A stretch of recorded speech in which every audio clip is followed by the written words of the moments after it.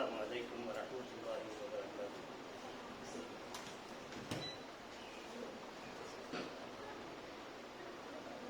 الله أكبر الله أكبر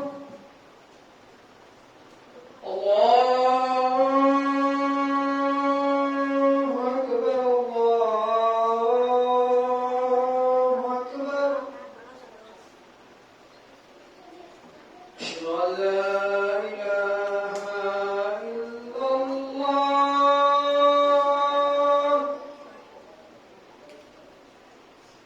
أشهد أن لا إله إلا الله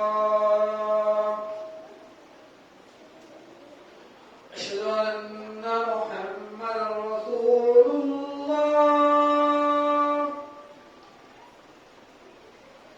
أشهد أن محمدا رسول الله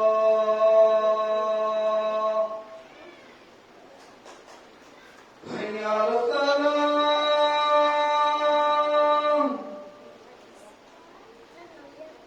حي على السلام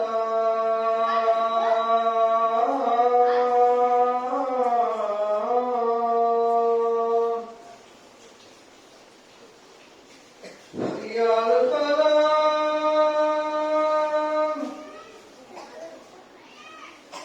حي على الفلاح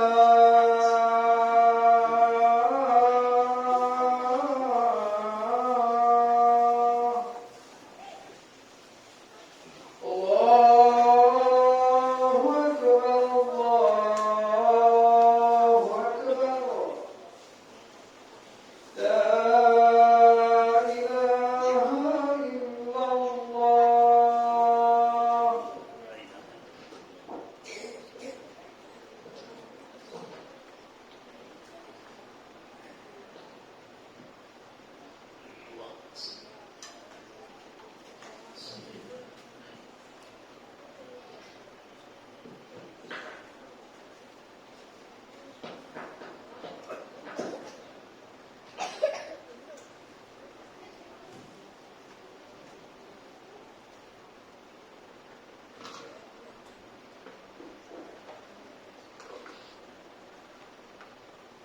الحمد لله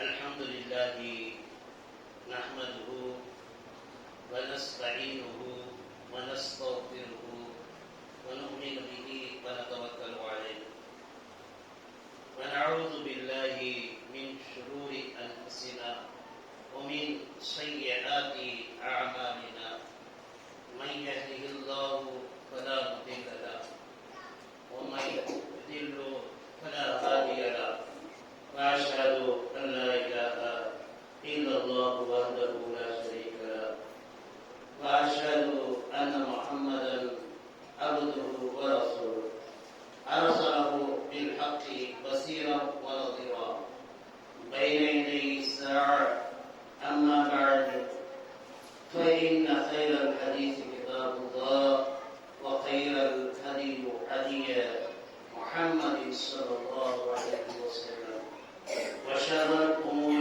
محدثاتها وكل محدث بدعة وكل بدعة ضلالة وكل ضلالة في النار وقد قال الله تعالى في كلامه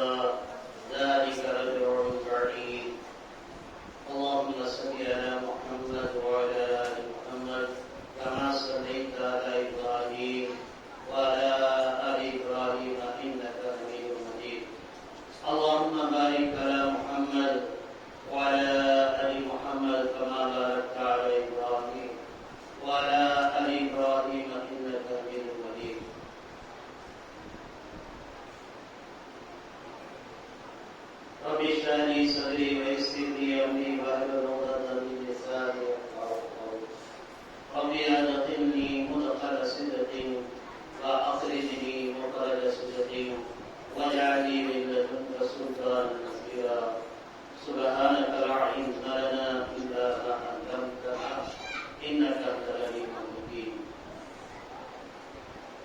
கண்ணியத்துக்குரிய அல்லாஹ்வின் நல்லடியார்களே, அன்பார்ந்த பெரியவர்களே, சகோதரர்களே, சகோதரிகளே,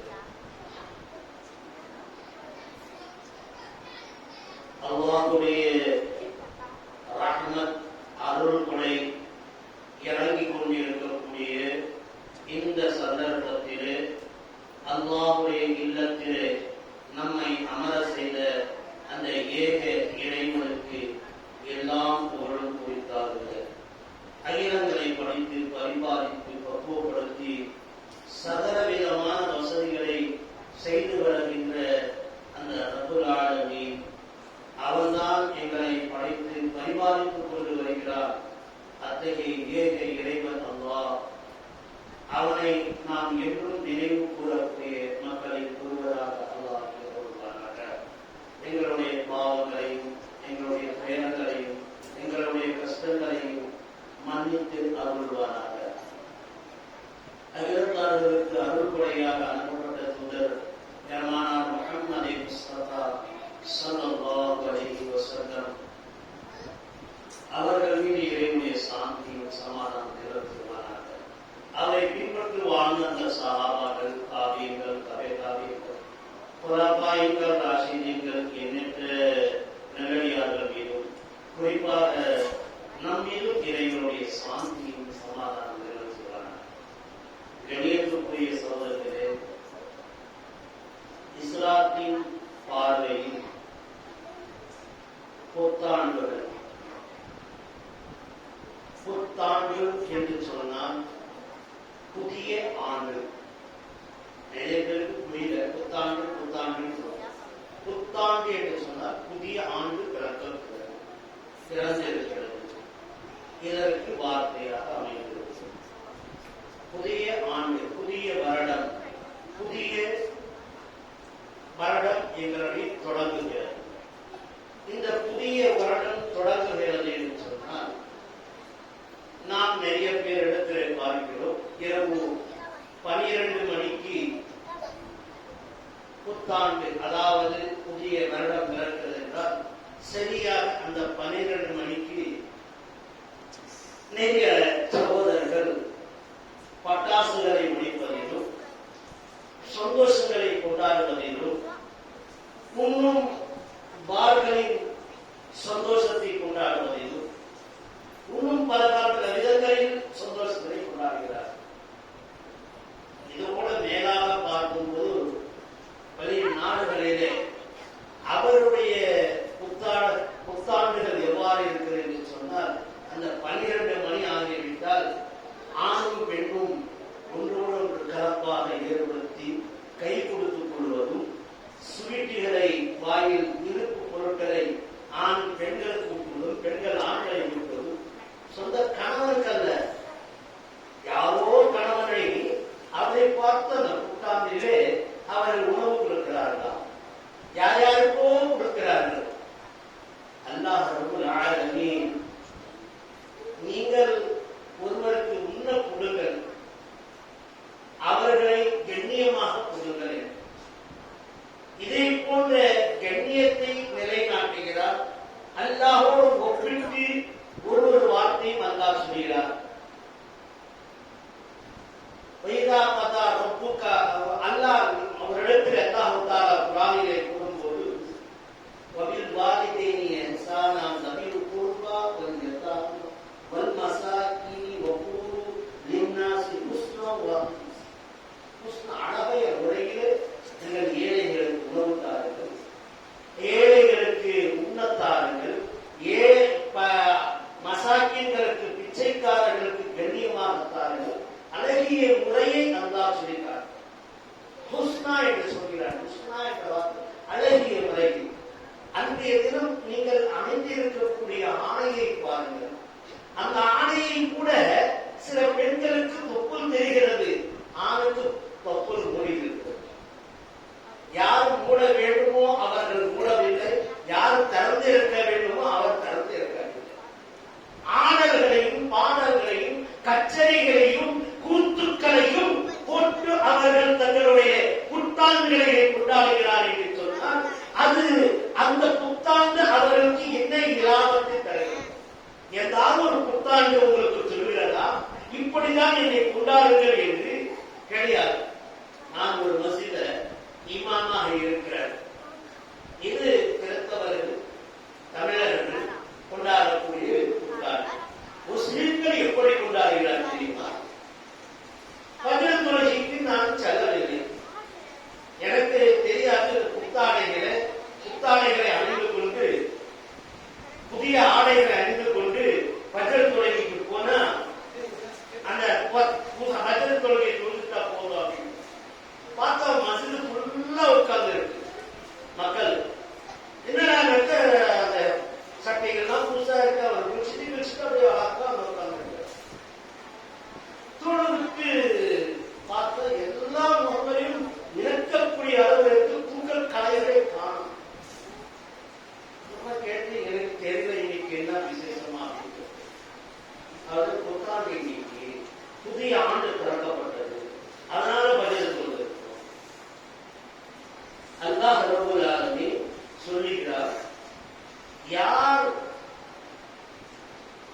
பஜருடைய தொழுகையை தொழுது விட்டார்களோ அந்த பஜருடைய தொழுகையை தொழுதையின் காரணத்தினால் அன்றைய நாள் கூட அவருக்கு நல்ல நாள் தான், வருடம் கூட நல்ல நாள் என்று சொல்ல. அன்னைக்கு 3 நாளைக்கு தான் பஜருக்கான மஷ்கூதா சான்று வழங்கப்படுகிறது. பஜர் யார் ஜமாத்துடன் தொழுது விட்டார்களோ அவருக்கு அல்லாஹ் ஒரு சான்று வழங்குகிறார். என்ன சான்று? நீ முஸ்லீம் அப்படின்னு. இஸ்லாமிய பார்வையிலே பஜர் ஒருவர் தொழுது விட்டார் என்று சொன்னால் அன்றைய தினம் முஸ்லீம் அவர், அந்த தினம் அவர் மன்னிக்கப்படுகிறார் என்று சொன்னால் அல்லாஹ்வை மன்னிக்கவும் செய்கிறார். யார் ஒருவர் பஜர் தொழுது விட்டு பஜர் தொழுத இடத்திலே கொஞ்ச நேரம் உட்கார்ந்து விட்டார்களோ அந்த நேரத்திலே வானவர்கள் அல்லாஹ்விடத்திலே சென்று சேருகின்றார்கள். அல்லாஹ்வுடன் போன போது அல்லாஹ் கேட்கிறார், எங்கிருந்து வந்தேன்? எல்லார் நகர் மதினி இபாதுர் ரஹ்மானிலிருந்து நான் வந்திருக்கிறேன். அங்கே யாரை சந்தித்து வந்தாய்? பலான நபர் உங்களுடைய இபாதத்திலே உட்கார்ந்து இருக்கிறார்கள். அவர் என்ன நாடுகிறார்? சுவர்க்கத்தை நாடுகிறார். சுவர்க்கத்தை தந்து விடுங்கள், மலக்குமார்களே நீங்கள் சாட்சியாக இருங்கள் என்று அல்லாஹ் சொல்கிறார். அவர் எதை வெறுக்குகிறார்? எதை வெறுக்குகிறார்? அவர் நரகத்தை வெறுக்குகிறார். நரகத்தை அழித்து விடுங்கள் அவர்களுக்காக என்று அல்லாஹ் சொல்கிறார். 3வது கேள்வி அல்லாஹ் ஏற்படுத்துகிறார், அவர் எதை விரும்புகிறார்? அல்லாஹ் அவர் இன்றைய தினம் நல்ல நிலையில் சந்தோஷமான நிலை இந்த எனக்கு வேண்டும் என்று விரும்புகிறார். அந்த சந்தோஷத்தை அவருக்கு தந்திருங்கள். அவர் எதை உண்ண ஆசைப்படுகிறார்? அவர் நல்ல உணவை, ஹலாலான உணவை சாப்பிட ஆசைப்படுகிறார். தந்துவிடுங்கள் அவர்களுக்கு. இன்றைய தினத்தினுடைய உணவு பொறுப்பு எங்களுக்கு சார்ந்தது, அவருக்கு நல்ல உணவை கொடுத்து விடுங்கள் என்று அல்லாஹ் சொல்கிறார். இப்படி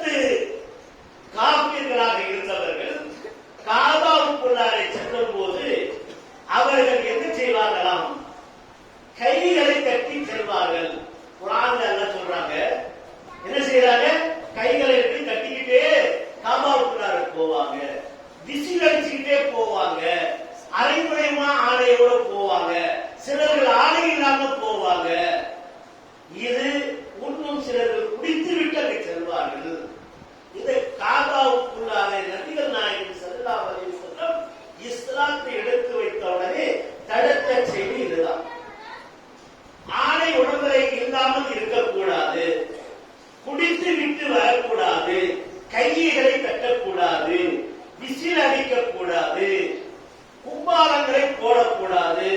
இதுதான் இஸ்லாம் கட்டளையிட்டது முதல்ல. ஹஜ்ஜுக்கு போய் வந்தாலும் கூட அவருடைய இஸ்லாம் வருவதற்கு முன்னாடி அவர்கள் ஹஜ்ஜுக்கு போய் வந்தா என்ன செய்வாங்க? அவருடைய வீட்டு கூரைகளை மேலே இருந்து பிரித்து கொண்டு மேலிருந்து குதிப்பாங்க. இன்னைக்கு பார்க்கிறோம் என்னென்ன அட்டகாசங்கள் நடக்கிறது. பைக்கில எடுத்துட்டு ஓடுற இவன் மிஞ்சி போயிடான். வீட்டு கூரைப்பிரினாலும் கூட இவன் கை காலெல்லாம் தேவையா பிடிச்சு போகுது. அன்னைக்கு காலையில பார்க்கணும் எவ்வளவு பைக் நம்ம அன்னைக்கு ஓட்டினா ஒருத்தர் ஆசிரியர்னாங்க இந்த பைக் கூட அந்த பைக்ல மோதுனா அவன் காலை பிடிச்சிட்டு போச்சு, இவன் காலை பிடிச்சி போச்சு, தலையை பிடிச்சிட்டு இவன் பைக்கு நுக்கராச்சு சுக்கராச்சு அப்படின்னு சொல்லக்கூடிய காட்சி. இது ஒரு குழந்தை. சரி, இந்த புத்தாண்டு என்று சொல்லுகிறார்கள். இதற்கான முதல் கட்டமாக விழாக்களை கொண்டாடுவதை நாம் தடுக்கப்பட வேண்டும். இஸ்லாமியர்களுக்கும் புத்தாண்டுகள் உண்டு, தமிழர்களுக்கும் புத்தாண்டுகள் உண்டு, கிறிஸ்தவர்களுக்கும் புத்தாண்டு உண்டு. இதை போன்ற தமிழ் புத்தாண்டு, கிறிஸ்தவ புத்தாண்டு, இஸ்லாமிய புத்தாண்டு எங்கேயாவது முஸ்லீமாக இருக்கிறவன் புத்தாண்டு கொண்டாந்து இருக்கானா? ஏங்க, நான் இந்த சபையில கேட்க இஸ்லாமிய வருடம் இந்த வருடம் எத்தனாவது வருடம் தெரியுமா? அதுக்காவது இது இத்திரி இத்தனாவது வருடம் அப்படின்னு சொல்ல முடியுமா? இந்த அல்லது எந்த மாதத்திலே இஸ்லாமிய புத்தாண்டு உருவாக்க ஆரம்பிக்கிறது தெரியுமா? தெரியல. அன்றைய தினம் நீ தொழுதால் பரவாயில்ல, அன்றைய தினம் நீ சந்தோஷமாக ஏழைகளுக்கு உணவு கொடுத்தா பரவாயில்ல. ஒரு உதாரணத்துக்காக சொல்றேன். ஆனா நீ அடுத்த கட்டமாக தமிழ் புத்தாண்டு என்று இருக்கிறது. தமிழர்களுக்கு இது எத்தனாவது வருடம் என்று தெரியுமா? கிடையாது. எந்த மாதம் ஆரம்பிக்கிறது அந்த புத்தாண்டு என்று தெரியுமா? தெரியாது. அவர்கள் அந்த புத்தாண்டிலே விழாக்களை கொண்டாடுகிறார்களா? அவர்கள் சந்தோஷத்தை கொள்கிறார்களா? இல்லை. அல்லது கிறிஸ்துவ புத்தாண்டு கிபி என்று சொல்லக்கூடிய கிறிஸ்தவர் பிறந்த பிறகு உருவாக்கப்படக்கூடிய இந்த புத்தாண்டு இது எப்படி வந்தது? யாருக்காவது தெரியும்? இந்த புத்தாண்டு எல்லாம் இருக்கிறல்லவா, இது எப்படி வந்தது? இது புதிய ஆண்டுகள் வந்தது, இது எப்ப ஆரம்பிச்சது? எப்படி யார் ஆரம்பிச்சு வைச்சா? இதற்கான நிலைகள் என்ன? யாருக்காவது தெரியுமா? தெரியாது. இன்னைக்கு மீடியா அளவுல கூட இன்னைக்கு வாட்ஸ்அப்ல, இன்னைக்கு பேஸ்புக்ல, இன்னைக்கு சைட்புக்ல நீ எதனையோ நீ பார்த்தாலும் கூட ஒருவருக்கும் கூட இந்த புத்தாண்டுடைய விஷயங்களை என்னன்றே தெரியாது. உண்மையா இல்லையா? இதான் உண்மை. ஆனா இந்த புத்தாண்டு மட்டும் கொண்டாடுறாங்களே, இது பிற நாடுகளிலிருந்து இறக்குமதி செய்யப்பட்டு இந்த பழமையான கிறிஸ்தவர் பிறப்புக்கு என்று சொல்றதா கிபி கிறிஸ்தவர் பிறந்தது. மூசா அலைஹிஸ்ஸலாத்து வஸ்ஸலாம் அவர்களுக்கு பிறகு கி என்று சொன்னால் கிறிஸ்த, அதாவது இயேசு, அதாவது ஈசா அலைஹிஸ்ஸலாத்து வஸ்ஸலாம் அவர்கள் பிறந்த நாள். அதுதான் ஆண்டுகளாக ஆக்கினார்கள். முதல்ல கிறிஸ்தவர்கள் அந்த கிறிஸ்து இயேசு அவர்கள் பிறந்தது ஜனவரி 1. ஆனா அதை என்ன செஞ்சாங்க? கால அடையில மாத்திட்டாங்க கிறிஸ்தவர்கள். 25 கிறிஸ்துமஸ் 1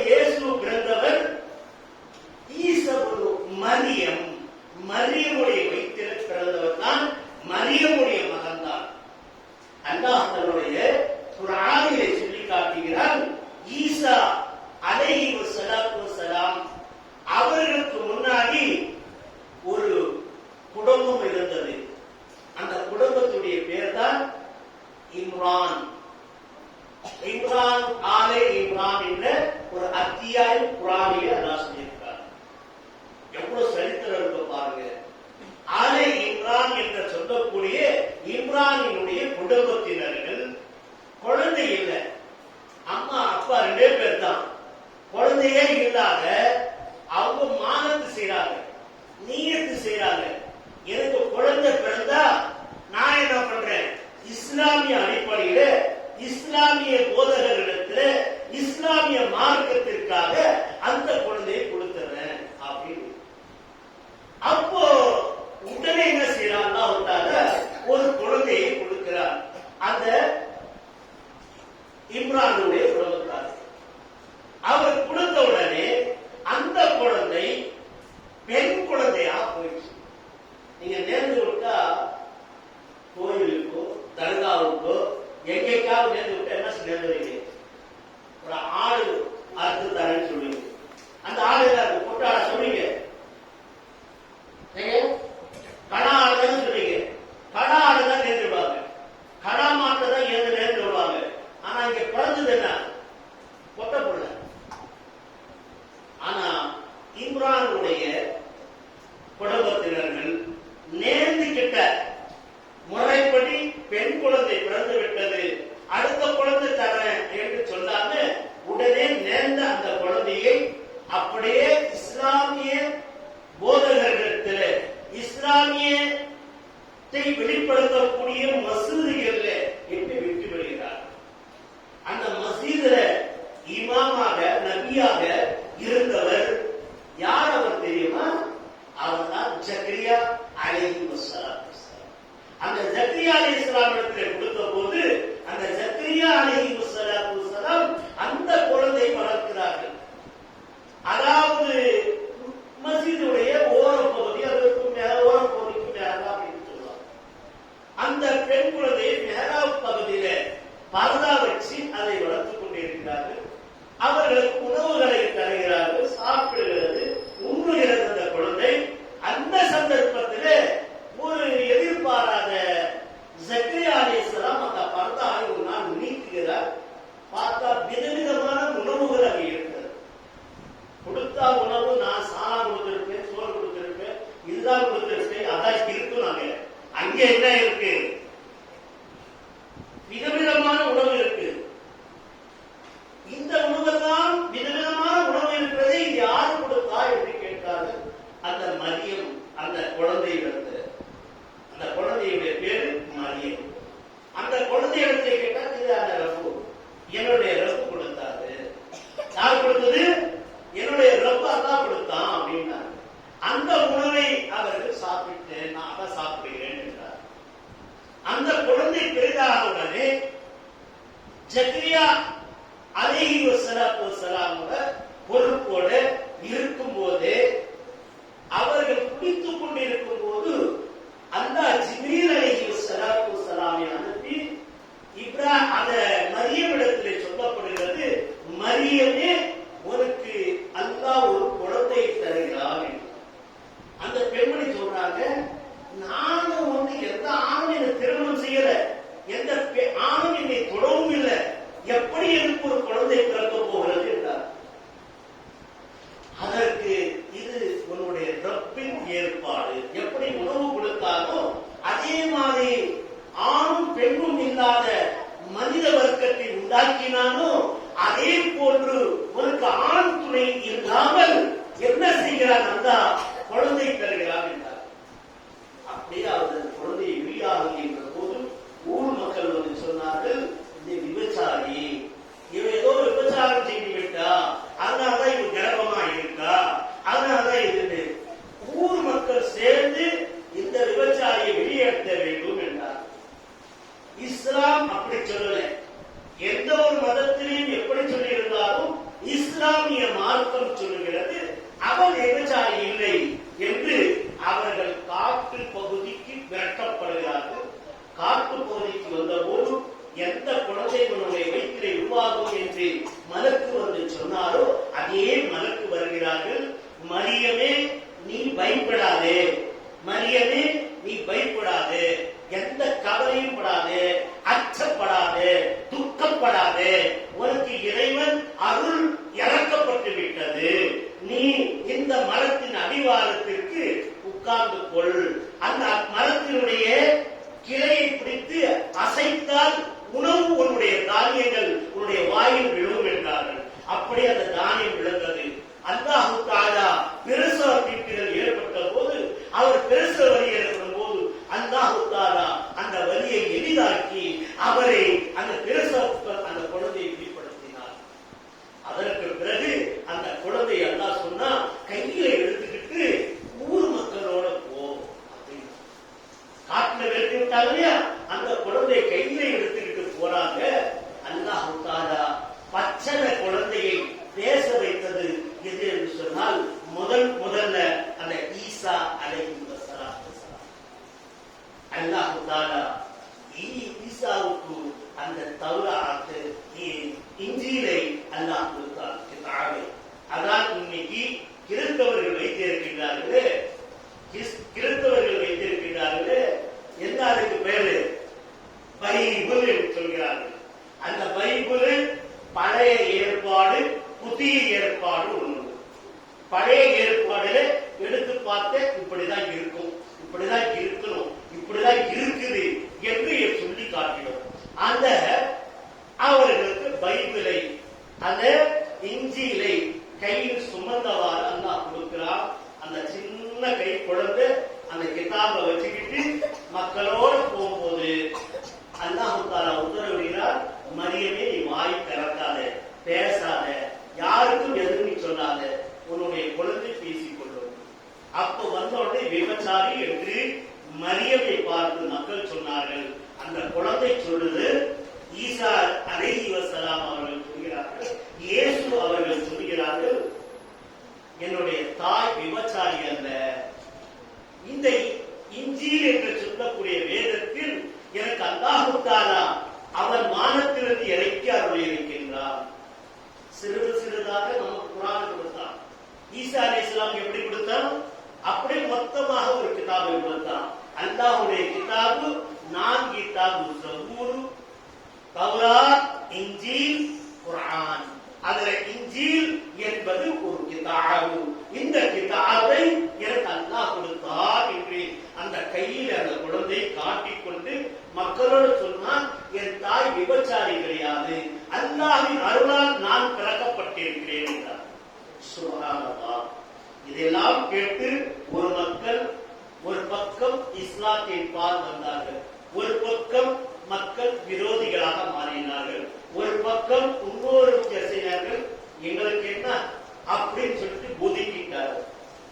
இப்போ அந்த கிறிஸ்தவர்களிலும் பல கூட்டங்கள் உண்டு. நகை போடுற கூட்டம் உண்டு, நகை போடாத கூட்டம் உண்டு. ஒன்று சிறையில அடைத்த கூட்டம் உண்டு, அடைக்கிற இறைவனை அடைத்து விட்டான் என்று சொல்லக்கூடிய ஒரு கூட்டம் உண்டு. இப்படி பைபிள்ல புதிய ஏற்பாடு பல விதங்களாக எழுதப்பட்டிருக்கிறது. அந்த நமக்கு தேவையில்லாத இப்போ விஷயத்தை நமக்கு சொல்கிறோம். வாருங்கள், அந்த இயேசு அவர்கள் நாளடைவில் பிறந்து அந்த வளர்க்கிறார்கள். அவருடைய தாய் மௌத்தாகிவிட்டார். யாரு? அந்த மரியம் மௌத்தாகிவிட்டார்கள். மௌத்தான பிறகு அல்லாஹ் ஜல்லல்லாஹு தஆலா இந்த ஈசா அலைஹிஸ்ஸலாம் அவர்களை இந்த மார்க்க பிரச்சாரங்களை வலுப்படுத்தி மக்களுக்கு சொல்லுகின்ற போது அவரை கொலையே செய்துவிட வேண்டும். யாரை கொலை செய்ய வேண்டும்? அந்த ஈசா என்பவரை, இயேசு அவர்களை கொலை செய்ய வேண்டும் என்று விரட்டிக் கொண்டே வந்தார்கள். ஒரு வீட்டிற்குள்ளாரை சென்று கதவை மூடிக்கொண்டார் ஈசா அலைஹிஸ்ஸலாம். மேலே இருந்து ஒருத்தன் குதிச்சான், குதிச்சு அவன் கதவை திறந்தான். அல்லாஹ் அந்த ஈசா அலைஹிஸ்ஸலாமுடைய முகங்களை கொண்டு அவனை முகத்தை காட்டி வைத்தான். அவனை குடிச்சிட்டு போய் என்ன பண்ணாங்க? சிலவரை அடிச்சாங்க. 3ஆம் நாள் அல்லாஹ் தஆலா சொல்லினான், ஈசா அவர்கள் நாம் மேலே உயர்த்தி கொண்டோம். எங்க இருக்கிறார் அல்லாஹ்? அந்த ஈசா அலைஹிஸ்ஸலாமை, இயேசுவை மேலே இருக்கிறார், உயிரோடு இருக்கிறார், நம்மிடத்தில் பாதுகாப்பாக இருக்கிறார். நீங்கள் அடைக்கப்பட்டிருக்கிறது, நீங்கள் சிறையில் அடைத்தது அவர் உங்களை சார்ந்தவர், விரோதிதான் என்று அந்த மக்கள் மத்தியில் அது பிரபலமாகிவிட்டது. பார்த்தாங்க, உண்மையில அந்த ஆள் ஒரு ஆள் கன்னியா இருக்காங்க. யாரு? கூட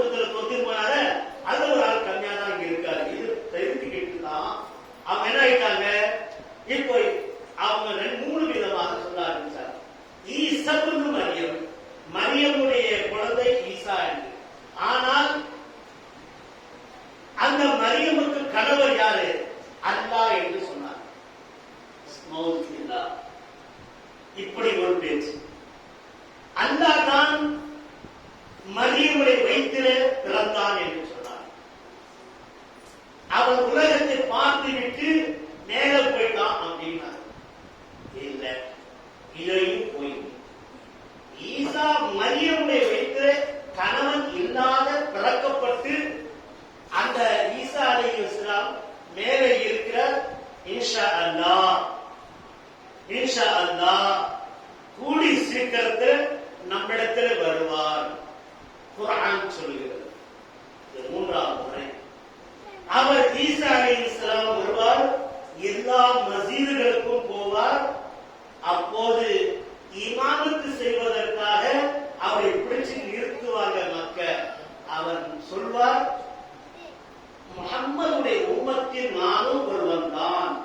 நான் நபி இப்போது அல்ல. நான் அந்த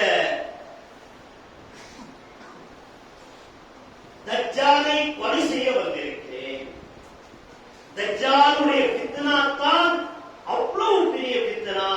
அந்த தஜ்ஜால் என்பவரை நான் கொல்ல வந்திருக்கிறேன் எனக்கு என்று அப்போது தஜ்ஜால் வெளியாகுவான்.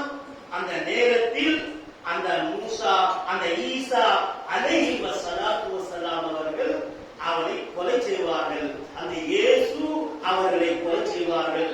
எந்த இயேசு என்று சொல்லிக் கொண்டிருக்கிறதோ இன்ஷா அல்லாஹ் அவர் இறங்குவார். வானத்திலிருந்து இறங்கி மக்களுக்கு அவர்கள் மத்தியிலே வருவார். அவர் ஒருபோதும் தான் நபி என்று சொல்ல மாட்டார். இருக்கக்கூடிய இமாம் யார் இருக்காங்களோ அவர்தான் தொழ வைக்கணும் அப்படின்னு சொல்லி வேறு இமாமும் கூட வாய்ப்பை தர மாட்டார். எந்த இமாம் இருக்காரோ ஏன் நியமிக்கப்பட்டிருக்கிறது மஸ்ஜிதில் அந்த இமாமை தொழ வைக்குமாறு சொல்லுவாங்க. அந்த இமாம் தொழ வைப்பாரு. அவர் பின்னால் சொல்லுவாரு. அவரை தஜ்ஜாலை தேடிக்கொண்டே செல்வார். கடைசியில அவனை கூட்டத்தை அப்படியே மடக்கி கொல்லுவார். அதை கொல்லப்பட்ட பிறகு இந்த உலகம் அழிந்துவிடும் என்பதை அல்லாஹ் தஆலா இந்த குர்ஆனில் சொல்கிறார். இன்ஷா அல்லாஹ் உலகம் அழியும் எவ்வாறு என்று சொல்லக்கூடிய தலைப்பில் இன்ஷா அல்லாஹ் பல செய்திகளை பேசுவோம் என்று கேட்டுக்கொண்டு அல்லாஹ் ரப்பல் ஆலமீன் இந்த இஸ்லாத்தின் அடிப்படையில் இஸ்லாமிய பார்வையில நாம் பார்க்கும்போது புத்தாண்டுகள் கிடையாது. புத்தாண்டு இஸ்லாமியர்களுக்கு உண்டு, கிறிஸ்தவர்களுக்கு உண்டு, இந்துக்களுக்கு உண்டு, கருதவர்களுக்கு உண்டு, பல மதத்தினர்களுக்கு பல விதங்களுக்கு உண்டு. ஆனால் தர்காவாதிகளுக்கும் உண்டு. அவன் தர்காவாதிகளும் என்ன செய்வான்? அந்த புதிய ஆண்டு என்று சொன்னா அவன் உருசு கொண்டாடுவான், சுந்தரக்கூடிய எல்லாமே செய்வாங்க. ஆனா நமக்கு இஸ்லாம் சொல்லக்கூடிய பார்வையில் எல்லா நாளும் புத்தாண்டு கொண்டாட தேவையில்லை. எல்லா ஆண்டும் நல்ல ஆண்டு, நல்ல நாள். எந்த நாள்? ஃபஜர் தொழுதா அவருக்கு அந்த நல்ல நாள். நான் இன்னைக்கு ஃபஜர் தொழுகை ஜமாஅத்துல மஸ்ஜித்ல தொழுதுனாக்கா என்னுடைய பொறுப்பாளர் யாரு? யாருங்க? அல்லாஹ். எனக்கு அல்லாஹ் பொறுப்பாளன் ஆயிட்டான். என்னுடைய குடும்பம் எந்த கஷ்டமாகும். யார் ஒரு ஃபஜரை விட்டு தூங்குவார்களோ அவர்களுக்கு பொறுப்பாளர் யார்? ஷைத்தான் என்று நபிகள் நாயகம் ஸல்லல்லாஹு அலைஹி வஸல்லம் சொன்னாங்க. அல்லாஹ் நம்மை பாதுகாப்பாக என்னையும் உங்களையும் ஃபஜ்ருடைய தொழுகையை ஜமாஅத்துடன் தொழக்கூடிய பாக்கியமான்களாக ஆக்கி அருள்வாராக. நாம் என்று